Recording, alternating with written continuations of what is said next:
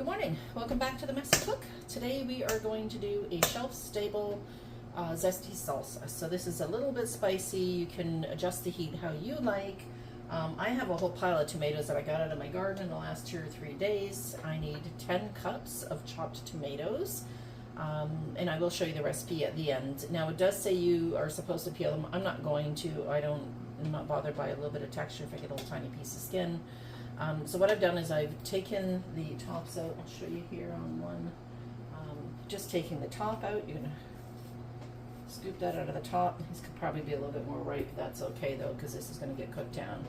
I don't peel them. I'm just cutting them in quarters here. And I am using my fingers to pull out any seeds. So we just want to kind of go through and get the worst of the seeds out. It's not necessary to get them all out. You can keep this middle part, so you can see here. So just squeeze the seeds off. There, hopefully you can see that all right. And keep all of these. So I'm going to continue through this bundle, and then we're going to chop them. I'll put them aside for now, and hopefully I have 10 cups worth. If I don't, I do have a great big bowl of cherry tomatoes, so I can use those as well. So I'll continue to chop these until we get to the next step. Okay, so I've de-seeded all these tomatoes. I don't know if I'm going to have quite 10 cups worth, but I'm going to use my handy dandy chopper, and I'm going to chop these up. Give those a smack. These actually cut up into a nice chunk. But this is going to be cooked. This is not like a fresh to jar salsa, but we are going to cook these, and we're going to water bath them as well. So I'm going to continue to chop these. Let me show you the size here. So if you want to chop by hand, you don't have one of these choppers, that's fine. This is about the size you're looking for. You can see that there. So I'm going to put these, this is an 8-cup measure. I'm going to keep chopping to see what I get, and I will come back. If I need more, I'll do some cherry tomatoes and show you how I chop those up. All right, so I definitely don't have the 10 cups I need, so I'm going to use all of my cherry tomatoes. Oops, throwing in the little leaves here. I need to take those out. So basically I've been using all of my cherries, and I'm just taking, as you can see, some of these have the little heads off the top. They're not all perfectly right, but they'll be enough. So I've got a couple more here to go. Just want to make sure those are off, because that is not a nice texture in your salsa. There, the rest of those are good. So this is the bowl I have, and I think I'm going to put them in here as well and just chop them through, and that should hopefully add up to 10 cups. So let's get a few of these done. This is a handy dandy little chopper my dad actually gave me for Christmas a few years ago, and I haven't really used it much, but this is super, there we go, super good. It's chopping them perfectly.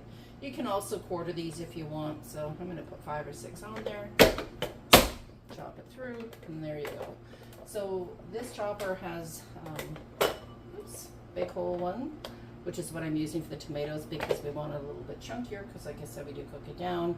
There is also a smaller one here, which I'll probably use for the peppers. So I'm supposed to use 5 cups of green peppers, 2.5 cups of spicy peppers. So we're going to, I don't know if I'll do 2.5 cups of spicy peppers, but we'll get there. So I'm going to continue chopping these, and we'll come back. Okay, so I have, this is an 8-cup measure, but I've got right to the top with tomatoes diced. I'm going to take these and put them in my pot, where I'm going to have all the ingredients, because everything gets added together.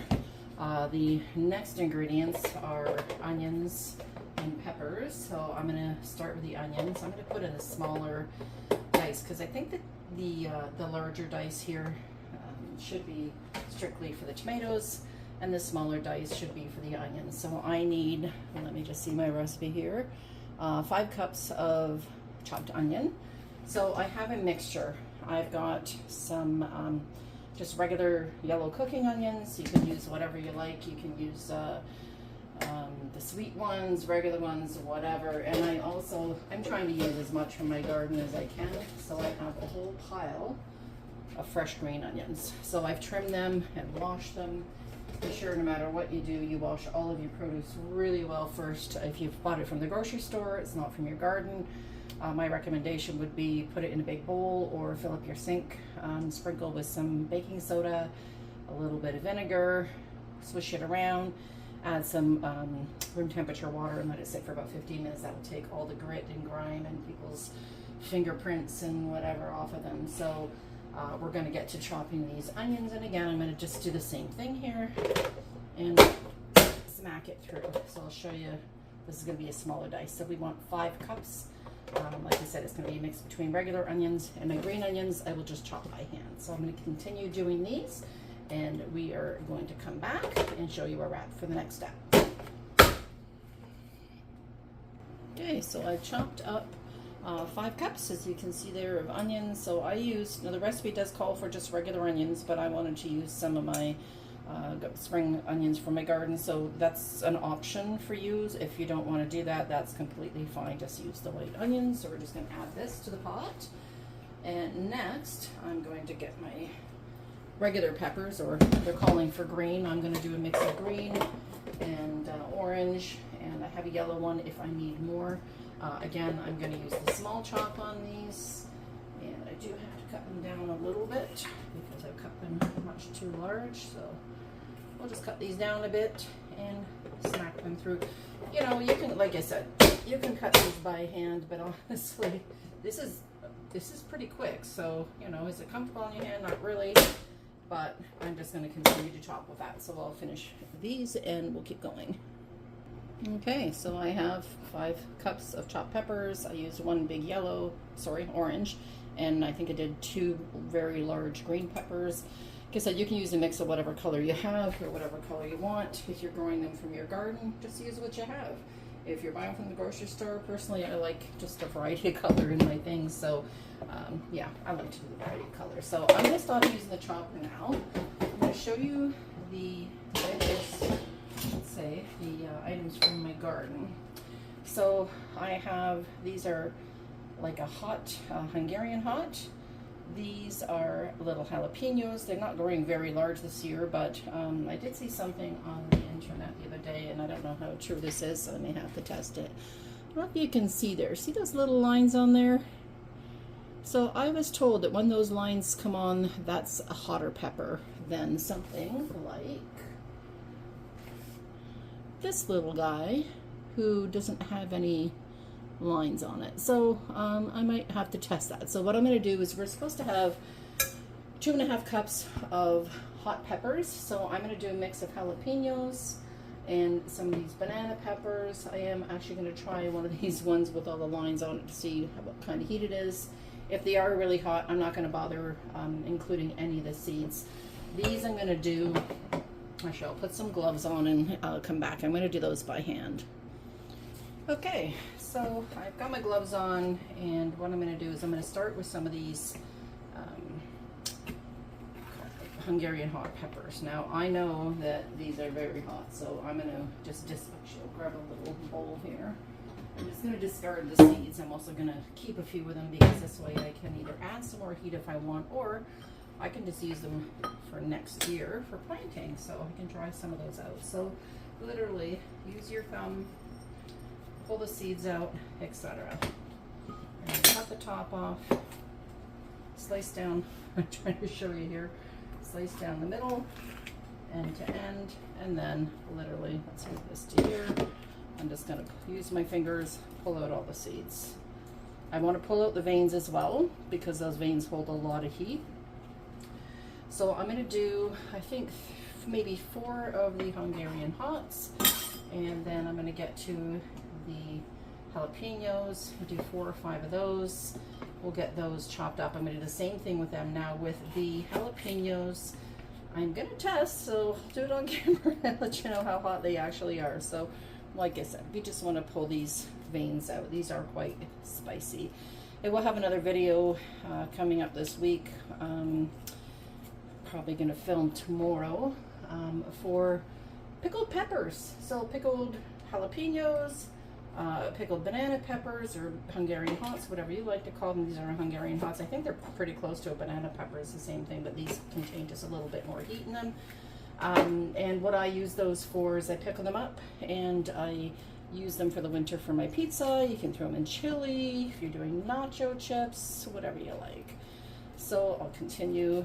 I've got those peppers, Set them aside in my other bowl, and let's test. Let me rinse my hands here. We're going to test 2 different peppers here. So this is the one, as you can see, with all the lines on it, and this one does not have any lines.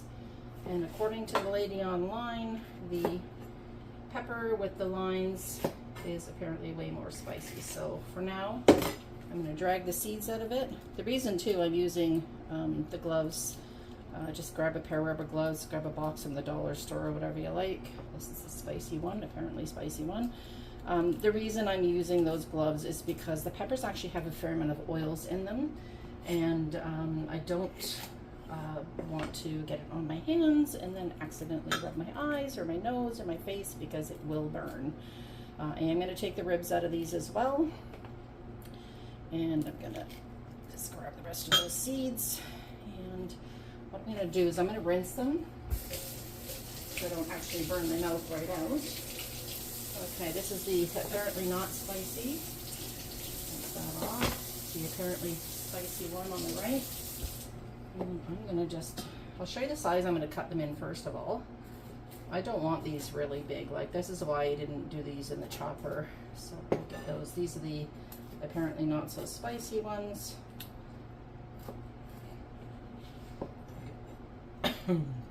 Well, I'm already getting some of the fumes from the seeds, so let me see if you can see that there.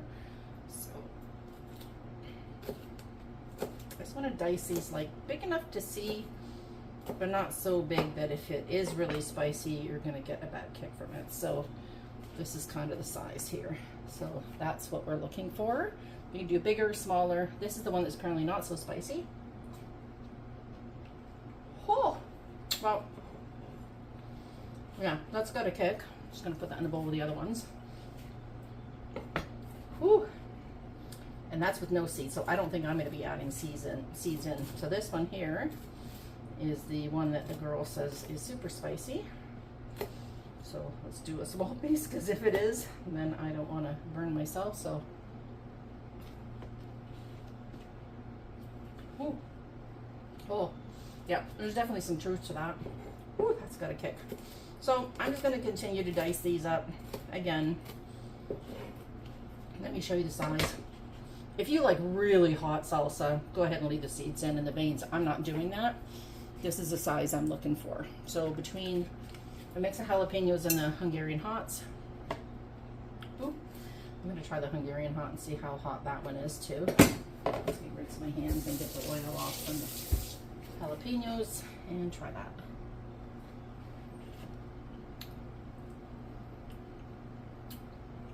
Yep, they all have pretty good kicks. So it does, this recipe does call for 2.5 cups of hot peppers. I think I'm gonna do 1.5 cup. I think 2.5 is too much for me.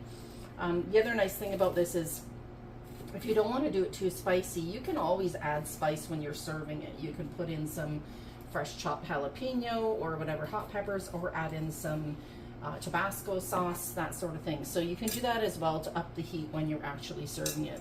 I don't want to make it so hot that I'm not going to be able to eat it when after I cook it, because when you do cook, it will mellow the flavors a little bit, but these, yeah, these are pretty spicy. So I'm going to continue to do that until I get about, maybe I'll do 1.5 cups of them, and we'll go from there. I'll be right back. Okay, so I have about 1.5 cups, not quite 2 cups of diced jalapenos and Hungarian hots or banana peppers or whatever hot peppers you want to use. If you like crazy hot, grab some habaneros, you can do those. Sorry, let me reach here. There you go. Sorry, I don't want to touch these again because I've just taken the gloves off my hands, and I want to be sure everything is scraped into here. So I'm going to show you what we have. Excuse me. These peppers have some fumes. So this is what we've got so far. So I've got onions, tomatoes, regular peppers. You can see everything there. It smells delicious. So that's what we've got so far. Let's put you back down here. And the next step, I'm going to be, I'll give the rest of the ingredients here. So far, 10 cups of chopped tomatoes, 5 cups of chopped seeded green bell peppers, or a mix of peppers, whatever you like. 5 cups of chopped onions. Again, I used green onions and some regular cooking onions. You can use whatever onions you like. This is asking for 1 1/4 cups of cider vinegar. I'm actually going to add some lime juice in mine. We just want to keep the same amount of acid as the recipe. So this calls for 1 1/4 cups of cider vinegar. I like I said, a little bit of lime because it just gives that little bit more Mexican flavor, but you don't have to do that. This is 3 cloves of garlic, which I have here. These are also from my garden. I did not get a good yield this year, but that's about 3 cloves there. I'm going to chop that real fine. It does call for finely chopped cilantro for 2 tablespoons. My husband hates it. I'm not going to put it in. It's something I can add in fresh at the end. A tablespoon of salt and 1 tablespoon of hot pepper sauce, which is optional. I'm also not going to put that in right now, but I am going to add in 1 tablespoon of cumin. That just gives it, again, a little bit more of a Mexican-y flavor, so I'll add that in at the end. So right now, what I want to do, find the knife, I'm just going to use a little rinse in the peppers, and I just want to chop the garlic, and then I'm going to do the lime juice. I've already measured out 1 cup of cider vinegar with a tablespoon of salt in there. I'm just going to, well, that went bouncing. You can see here. I like to crush my garlic a little bit first, just makes it a little easier to chop. And that way it doesn't bounce all over the place when you're chopping it. So we're just gonna chop this all up. Just run your knife through it. You move that out of the way, move this out of the way. You just want to chop through this until it's really fine. So we'll continue to chop that, and then I'm gonna get my limes ready, and we will come back. All right, so I've got the garlic done. I'm just going to scrape that in the pot there.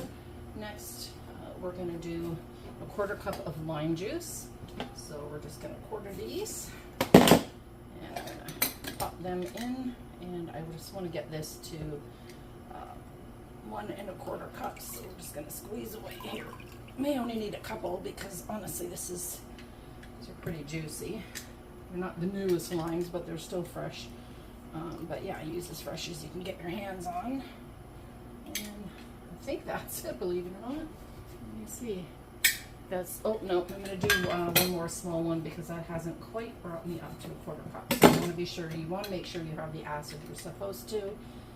So again, 1 1/4 cups of cider vinegar, or what I'm doing is 1 cup of cider vinegar and a 1/4 cup of lime juice, as long as you have another acid. So, and if you don't like cider vinegar, then just use regular vinegar. That works as well. So we're going to add this in.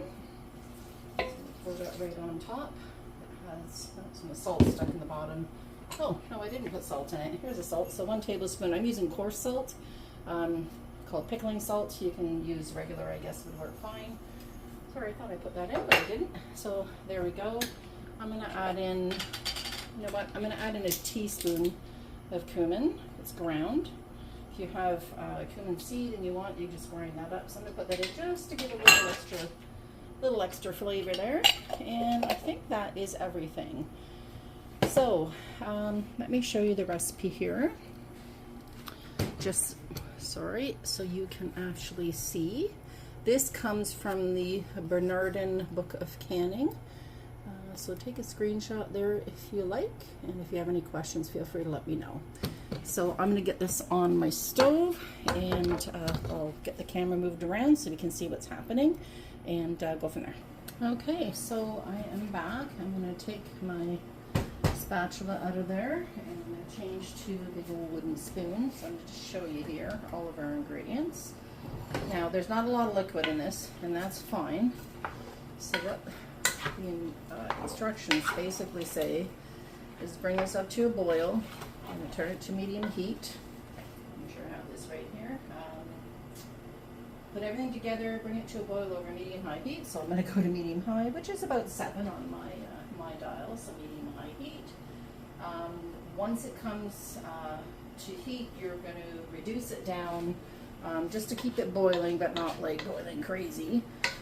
And what you want to do from there is cook it for 10 minutes. So you're going to have more liquid come out of the tomatoes as they go. You will see there are some seeds in here. Like I said, I pulled most of them out of the bigger tomatoes. The cherry tomatoes had seeds in them, and of course I wasn't going to be picking those out. So I'm going to continue to cook this. Here, let me show you. So this looks, the smell is amazing. You could probably eat that right now as just a fresh salsa with some guac, almost like a pico de gallo. But so we're just going to continue to cook this, and I'm going to come back when it gets to that boiling point where we have to turn it down to another temperature. The other thing I wanted to mention is I'm going to bring it over here. The other thing you want to do too is before you start anything, oops, there we go. We want to have everything ready. So I have my canning, my canning funnel. I have all my jars have all been washed and sterilized. I'm going to pull out, there we go, my ladle, because we're going to need that to scoop in. I have lids over there, and I'm also changing. I'm just going to stand this up for a moment. Sorry about the camera work. I changed my canning lids to called 4 jars. You can say FORJARS. They're not super cheap, but they have a lot better thickness than these crappy ones that you buy aftermarket. So you can actually see, if you look really closer, you can see there's almost a ridge. That's a little bit thicker. Well, not a little, but that's quite a lot thicker. So these are the lids I'm using from now on. I don't have any wide mouths, and I have, I think, 4 wide mouth jars, but I do have some Bernardin wide mouths I'm going to use, and then I'm probably going to buy some some 4 jars wide mouths, but I don't use them all that often, so hopefully I can find just a small batch of them. So make sure you always have everything prepped, sterilized, ready to go, and continue with our cooking, and I'll come back when that gets to a boil. Hi, so I just wanted to show you, I'm not to the boiling point yet, but I just wanted to show you here how much juice. This has been like maybe 5 minutes on cooking in medium-high heat, and already, considering all you put in is 1/4 and 1 1/4 cups of liquid, being the cider vinegar and a bit of lime juice, this has gotten really juicy. So we get a lot of juice out of the tomatoes. So don't be concerned when you originally put everything in, go in and go, there's not going to be enough juice here. But this does get cooked down a bit. Some of that juice will disappear and help thicken up and give it that nice saucy consistency of salsa.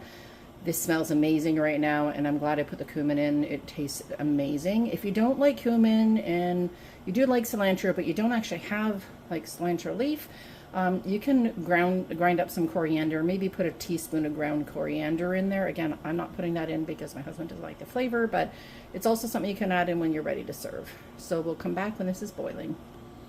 Okay, this is starting to come to a boil just a little bit in a few spots. I'll show you. You can see just bubbling through here. Oops, right there. Sorry, this is steaming here.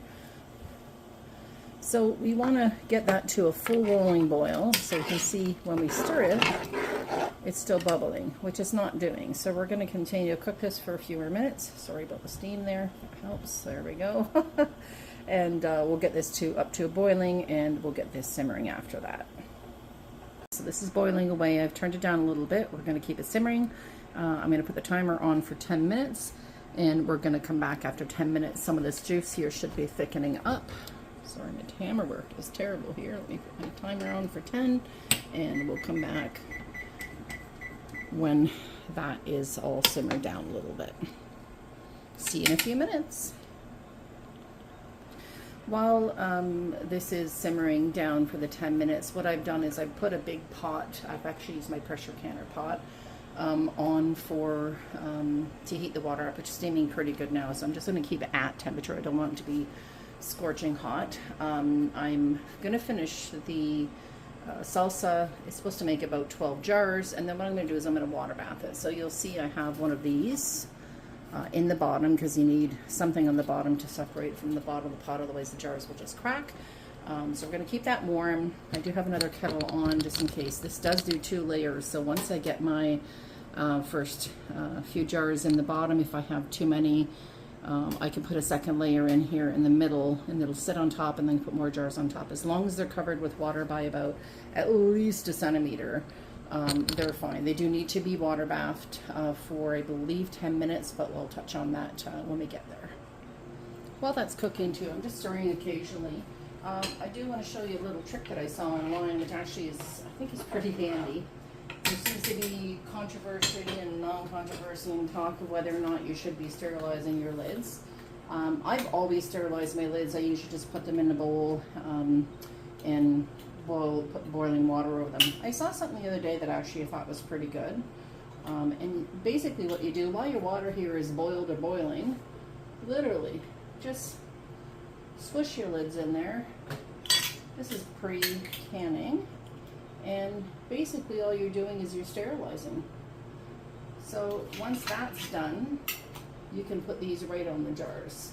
So I'm just going to continue with those, and I think this is actually a pretty cool idea because we're not putting food in here, we're putting jars of food in here, so it's not like it's going to contaminate anything, and we're softening up the lids as well. So I'll continue doing these, and I will come back as soon as that stuff's ready. Okay, so this is cooked for 10 minutes. Well, I brought it to the boil, and then it simmered, boiling simmer for 10 minutes. So you can see here the consistency has thickened up a little bit.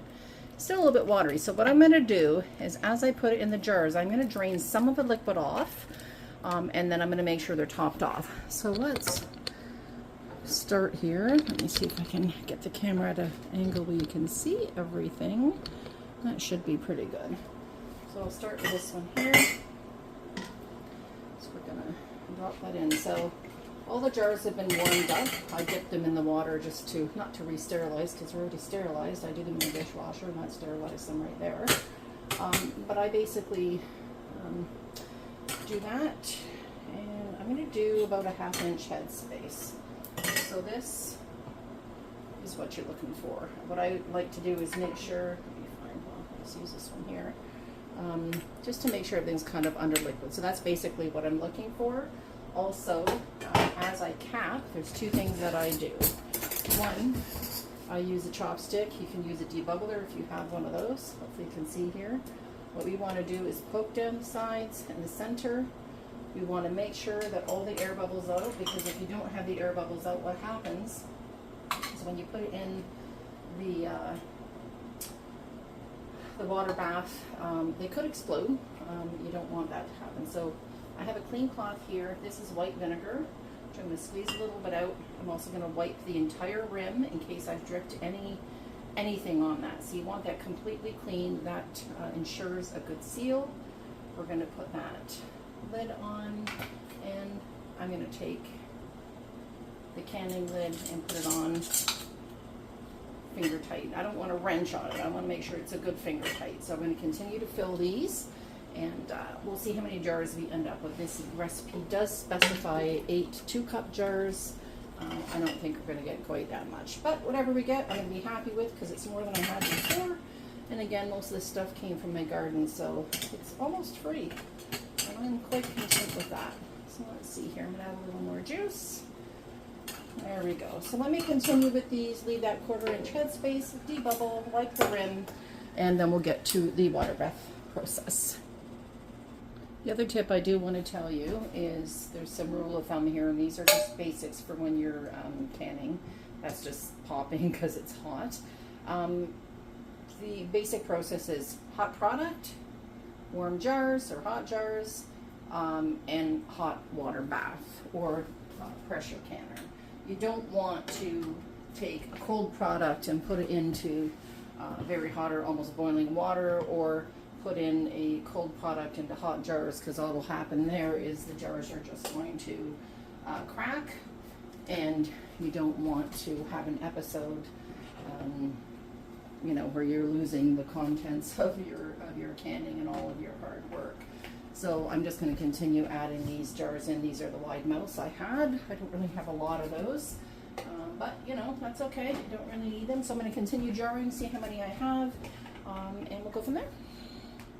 Alright, so I'm putting in my last 4 jars, which I think will fit perfectly. I thought I might have to do 2 layers, but it looks like I ended up with 4 500 ml jars, so 2-cup jars, and 4 of the wide mouth. They're about 2.5 cups, so yeah, so this is why I didn't get the whole 12 that I thought I would get, but that's okay. And I also cut down a little bit on the peppers because I didn't want too much spicy pepper. The other thing too is I didn't do it on camera, but I did try it. So Before you put it in the jars, I'm going to show you here. We're covered there in, this is probably two inches of water, and what I want to do is make sure this comes to a boil. Once it comes to boil, the recipe, and it's 15 minutes of water bath time. That's going to make it food safe. It's going to make it so you can keep it shelf stable for 2, 3, 4 years, or however long. You might have it done in 1 year, and then you're all good. So this looks like it's just about coming to a boil. So I'm going to keep an eye on it. When it comes to a boil, I'll give it 2 or 3 more minutes and be sure. Those little bubbles are some air bubbles coming out. Don't be concerned about that. As long as you've given them a good finger tight, you're fine. Once the water comes to a boil, put your timer on for 15 minutes, and then we're going to remove them. So we'll come back at that time. All right, so these have been boiling for 15 minutes. They're all done. The beaker just went off, so I'm going to take them out. So I'm just using my tongs here, and I'm going to just slightly tip them to get the worst of the water off the top. And we're just going to get all of these out here, and we're going to let them cool completely. Now you'll notice once these are cooled down enough to handle, the lids do get slightly loose. Now there's a couple options you have. Some people take the lids off, the round lids, not the flats, and they store them like that as long as the jars have sealed completely. I don't. I leave the lids, the round lids on. I don't know if it doesn't really make a difference. Some people say, oh, it rusts or whatever, you shouldn't leave them on. And yeah, they do a little bit. They're pretty sturdy. They last quite a while. Basically, if you want to do that, that's completely fine. What you want to make sure is that the flat lid on the top is sealed, and you'll know that by being able to pick up the jar by the edge of that flat lid. Some of these are popping already, which is great, which means they're sealing. I'm going to come in and pause it and grab the phone here and show you a little closer detail. All right, so these are all out now, and I'm just going to get a little closer. I've gone around with a Kleenex and just taken a little bit of water. You're going to see how some of these they kind of come loose. So that's okay. We know what's happened is basically we want to be sure that all of these lids here pop down. Let me see, there's a few of them have already gone. You can see here that there's like a bump up on them. It's hard to see because most of these already popped. So what you want to do is you want that little bump at the top to indent. We don't want to have those up, because if they're up, they're not sealed properly. So I'm just going to lift one of these up. Let me get up here, and I'm going to show you a little bit better lighting what this looks like. So this is our jar. So let me go under the light here. I have terrible lighting in this kitchen. So this is our salsa. So we're going to let that completely dry. See, the top there is popped up. What we want to do is we want to make sure all of those buttons, that little round popped up button in the top, that those all seal. So this is it. I've got 9 jars of salsa, mostly from my garden. It's actually pretty simple. The most time consuming is just chopping those veggies. So I hope you enjoyed this video. Don't forget to subscribe, hit that little bell so you get a reminder, and I'm going to be posting some more videos, some more canning stuff, and hopefully some more other videos soon. Have a great day, enjoy your summer, and we'll talk to you soon. Take care.